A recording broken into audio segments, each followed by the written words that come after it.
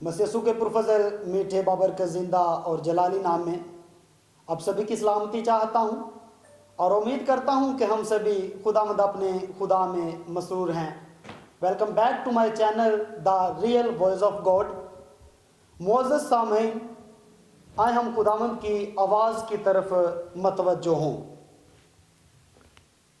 मेरे साथ बाइबल अक़दस में से निकालिए अहद जदीद में से याकूब का आम खत, उसका दूसरा बाब, उसकी 17वीं आयत। बाइबल अक़दस में लिखा है, इसी तरह ईमान भी अगर उसके साथ अमाल ना हो तो अपनी ज़ात से मुर्दा है। कलाम खुदावंदी के पढ़े और सुने जाने पर खुदावंद की खास बरकत हो, खुदावंद का शुक्र हो। आए हम दुआ मांगे। एदोनाय एलोहीम राफे निसी, मैं अपने आप को तेरे स्पुर्द, अपने आप को तेरे ताबे कर देता हूँ। खुदा, जो तू आज कलाम का बीज बोए वो 100 गुना फल लाए। मैं खुदा तेरे नाम से तेरे कलाम का आगाज़ करता हूँ। खुदा मेरी इस इल्तिजा को सुन और कबूल कर, मसीह हमारे खुदावंद के वसीले से, आमीन। मोअज़्ज़ज़ सामईन, हमने बाइबल अक़दस में से सुना अहद जदीद में से याकूब का आम खत, उसका दूसरा बाब, उसकी 17वीं आयत। दूसरे बाब की 17वीं आयत की रोशनी में हमने बगौर सुना कि इसी तरह ईमान भी अगर उसके साथ अमाल ना हो तो अपनी ज़ात से मुर्दा है। मेरे अजीज़ों, याकूब का आम खत अमली हदायत का मजमुआ है। यह उन 12 कबीलों को जो जा बजा रहते हैं लिखा गया है। मुसन्नफ ने मसीही रवैयों और चाल चलन और हिकमत अमली में रहनुमाई की। मेरे अजीज़ों, मैं इस खत में से जो हवाला या जो मतन तलावत किया गया है, तलावत करदा मतन के मुताबिक हम ईमान से मुतलका और ईमान बगैर अमाल से मुतलका सीखने की कोशिश करेंगे। मेरे अजीज़ों, इससे पहले कि हम आगे बढ़ें, मैं आपको ईमान के हवाले से कुछ बताता चलूँ। हरूफ तहज्जी से हम सभी वाकिफ़ होंगे। जैसे हर्फ मिलकर हिंद से और हिंद से मिलकर इल्फाज और इल्फाज मिलकर जुमले, ऐसे आगे आगे जाते हैं। तो ऐसे 5 हरूफ पर मुश्तमल एक लफ्ज़ है जो कि ईमान है।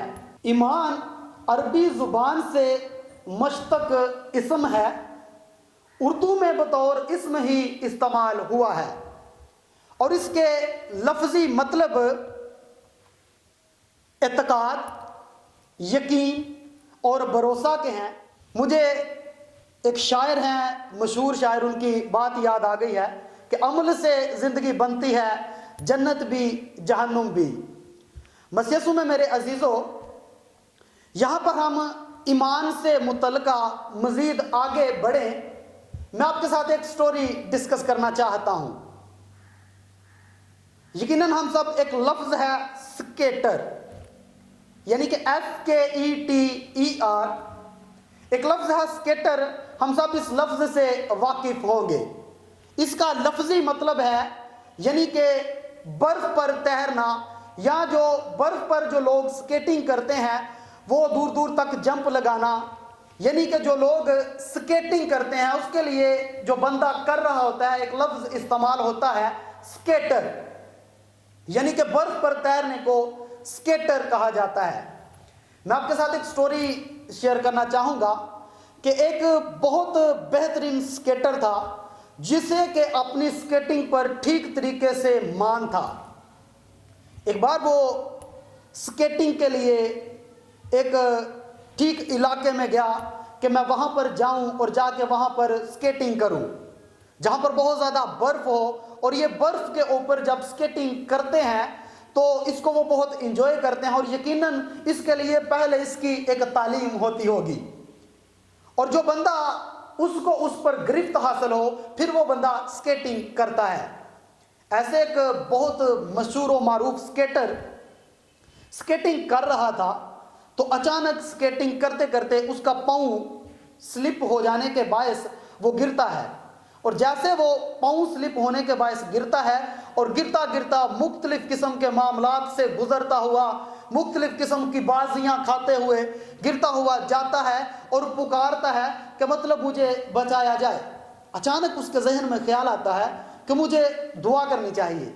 وہ خدا سے دعا کرتا ہے کہ خدا مجھے بچا اس سے پہلے کہ میں ہلاک ہو جاؤں۔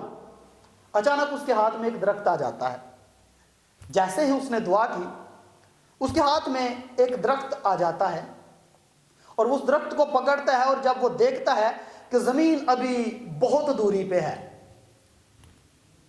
یقیناً ہم جب اونچائی سے دیکھیں ڈولان کی طرف تو وہ ہمیں بہت زیادہ لگتی ہے، تو وہ پھر سے دعا کرتا ہے کہ یہ کیا، یہ تو میں مطلب ابھی درمیان میں ہوں، میں تو ابھی زمین تک نہیں پہنچا۔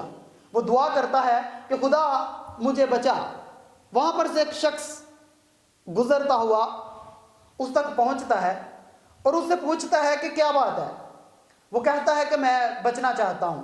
اسے پوچھتے ہیں کہ بچنا چاہتے ہو؟ کہتا ہے یقیناً میں بچنا چاہتا ہوں۔ اسے کہتے ہیں کہ یہ درخت کو چھوڑ دو۔ وہ بندہ پریشان ہو جاتا ہے کہ میں درخت کو چھوڑوں گا تو میں تو مر جاؤں گا، میری ٹانگیں ٹوٹ جائیں گی۔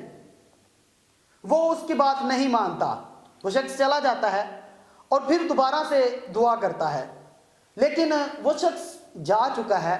اب یہاں پر سنو فالنگ ہو رہی ہے اور بہت زیادہ برف باری ہے، اور ایسے ہی رات گزرتی ہے اور دن ہو جاتا ہے۔ جب دن ہو جاتا ہے تو وہاں پر اس شہر کے جو مقیم لوگ تھے صبح مارننگ میں واک کے لیے جب نکلتے ہیں تو دیکھتے ہیں کہ ایک شخص درخت پر لٹکا ہوا ہے، اور وہاں پر ہی وہ لٹکے لٹکے بہت زیادہ ٹھنڈ اور برف کی وجہ سے وہاں پر مر گیا ہے۔ تو یقیناً لوگ آپس میں باتیں کرتے ہیں اور یہ کہتے ہیں کہ یہ اگر اس درخت کو چھوڑ دیتا تو بچ جاتا۔ معزز سامعین، میں آپ کو یہ بتانا چاہتا ہوں جو آج کا تلاوت کردہ متن ہے اس میں ہم نے دیکھا کہ ایمان بغیر اعمال کے مردہ ہے۔ یقیناً یہاں پر جو شخص جس کی ہم نے کہانی سنی کہ وہ شخص سکیٹنگ کرتے ہوئے گرتا ہے اور دعا کرتا ہے، اور اس کے پاس ایک شخص آتا ہے اور اسے وہ کہتا ہے کہ اس درخت کو چھوڑو تو بچ جائے گا، لیکن اس نے وہاں پر وہ عمل نہیں کیا جس کے باعث وہ ہلاک ہو گیا۔ میرے عزیزو، آج کے تلاوت کردہ متن کے مطابق میں آپ کو یہی بتانا چاہتا ہوں کہ اصل میں دعا جب ہم کرتے ہیں تو یقیناً دعا ہم ایمان سے کرتے ہیں، لیکن ایمان سے ایک پہلے عمل ہے جو کہ اعمال کا ہے، جس کا ہونا بے انتہا ضروری ہے۔ میں آپ کے ساتھ بائبل اقدس میں سے ایک واقعہ آپ کے سامنے رکھنا چاہتا ہوں۔ یقیناً ہم سب اس واقعے سے واقف ہوں گے۔ اگر ہم اناجیل کا مطالعہ کریں، یعنی کہ انجیل منورہ میں سے متی کی انجیل، مرکز کی انجیل اور لوکا کی انجیل، تو وہاں پر ہمیں متی کی انجیل کے 9ویں باب میں، پھر مرکز کی انجیل کے 5ویں باب میں اور لوکا کی انجیل کے 8ویں باب میں ایک واقعہ ہمیں نظر آتا ہے جو کہ ایک بیمار عورت کا ہے۔ وہ عورت جو کہ 12 برس سے بیمار تھی، اور اس کی بیماری یہ تھی کہ اسے 12 برس سے خون جاری تھا، اور وہ کئی طبیبوں سے اپنا علاج کروا چکی، لیکن وہ شفا یاب نہ ہوئی۔ اس نے سنا کہ جناب پاک خداوند یسوع المسیح جن کے بدن میں سے قوت نکلتی ہے اور وہ قوت کا اور شفا کا منبع ہے. اور وہ عورت یقیناً اس کا یہ ایمان ڈیویلپ ہوا. لیکن میرے عزیزو، وہ گلیل کی رہنے والی تھی، اور جب وہ گلیل میں رہتی تھی اور اس وقت میں یہودی شریعت کے مطابق جو بات تھی کہ جو عورت ناپاک ہوتی تھی اگر وہ کسی چیز کو چھوتی تھی تو وہ بھی ناپاک ہو جاتی تھی، یا اگر وہ کسی شخص سے ملتی تھی تو وہ شخص کو بھی ناپاک سمجھا جاتا تھا. اور جو اس کی بیماری تھی اس کے باعث اسے بہت اکیلے رہنا پڑتا تھا. یقیناً وہ ایک کرب کی زندگی گزار رہی تھی. اور جب اس نے سنا کہ جناب پاک خداوند یسوع المسیح آ رہے ہیں اور ان کے ساتھ ایک بڑی بھیڑ تھی، اور اس عورت نے اپنے دل میں یہ ارادہ کیا اور اس نے سوچا کہ میں اس کی پوشاک کو چھو لوں گی تو شفا یاب ہو جاؤں گی. میرے عزیزو، میں آپ کی توجہ اس عورت پر مرکوز کروانا چاہتا ہوں. وہ عورت ڈری اور کانپتی ہوئی جناب پاک تک پہنچنے کی کوشش کرتی ہے، کیونکہ اگر کسی شخص کو وہاں پر پتہ چل جاتا کہ یہ عورت ناپاک ہے تو وہ یقیناً اس کو سنسار کرتے یا مارتے یا اس کو لعن طعن کرتے. اس عورت نے ایک رسک لیا اور اس ایمان میں آگے بڑھتے ہوئے وہ اس بھیڑ میں چلی جاتی ہے.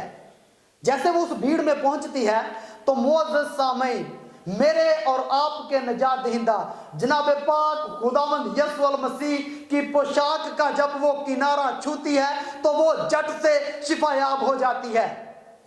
معزز سامعین، اس واقعے سے میں جو آپ کے ساتھ بات کرنا چاہتا ہوں تلاوت کردہ متن کی روشنی میں کہ ایمان بغیر اعمال کے مردہ ہے. میرے عزیزو، جیسے ہم نے دیکھا کہ وہ سکیٹنگ کا ماہر بندہ، اس نے ایمان سے دعا کی اور یقیناً اس کے ہاتھ میں درخت بھی آیا، لیکن اس نے عمل نہیں کیا تو وہ ہلاک ہو گیا. لیکن یہاں پر ہم یہ جو 12 برس کی بیمار عورت کو دیکھتے ہیں، اس نے ایمان لایا اور ایمان کے ساتھ آگے بڑھی، لیکن اس کا وہ آگے بڑھنا اور اس کا وہ آگے جانا اس کا عمل تھا. میرے عزیزو، میں جو آپ سب سے بات کرنا چاہتا ہوں وہ یہی ہے کہ ایمان بغیر اعمال کے مردہ ہے. ہم سبھی اپنی اپنی زندگیوں پر غور کر سکتے ہیں کہ یقیناً ہم سب ایماندار ہیں، اور ہم اپنی اپنی زندگیوں میں یہ جانچ سکتے ہیں اور دیکھ سکتے ہیں کہ کیا ہم صرف ایماندار ہیں یا ہماری زندگی میں عمل بھی ہے، کیونکہ عمل کا زندگی میں ہونا انتہائی ضروری ہے. اگر ہماری زندگی میں عمل نہیں ہے تو ہمارا ایمان بیکار ہے. اور بائبل اقدس یہ یعقوب کا عام خط اس بات کی شہادت 2 باب کی 17ویں آیت میں دیتا ہے. میرے عزیزو، میں چاہتا ہوں کہ آج کے تلاوت کردہ متن کی روشنی میں ہم سبھی اپنی زندگیوں پر غور کریں، اور جو کہ ہمارا درمیانی جناب پاک خداوند یسوع المسیح ہے، ہم اس پر ایمان رکھتے ہیں، لیکن ہم اپنی زندگی میں عمل سے اس بات کو ثابت کریں. اور عمل جو ہے ہمارے وہ ممکن ہے ہماری زندگی دعائیہ زندگی ہو، ہماری زندگی روزہ رکھنے والی زندگی ہو، اور ہماری زندگی مختلف قسم کی لعن طعن اور گالیاں بکنے سے پاک ہو، اور سب سے بڑھ کر کہ خدا کا زندہ کلام جو کہ خدا کا الہام ہے، ہم سب اس کا ڈیلی مطالعہ کرنے والے ہوں اور اس پر عمل کرنے والے ہوں. خداوند آپ سب کو آج کے کلام کے وسیلہ سے برکت دے.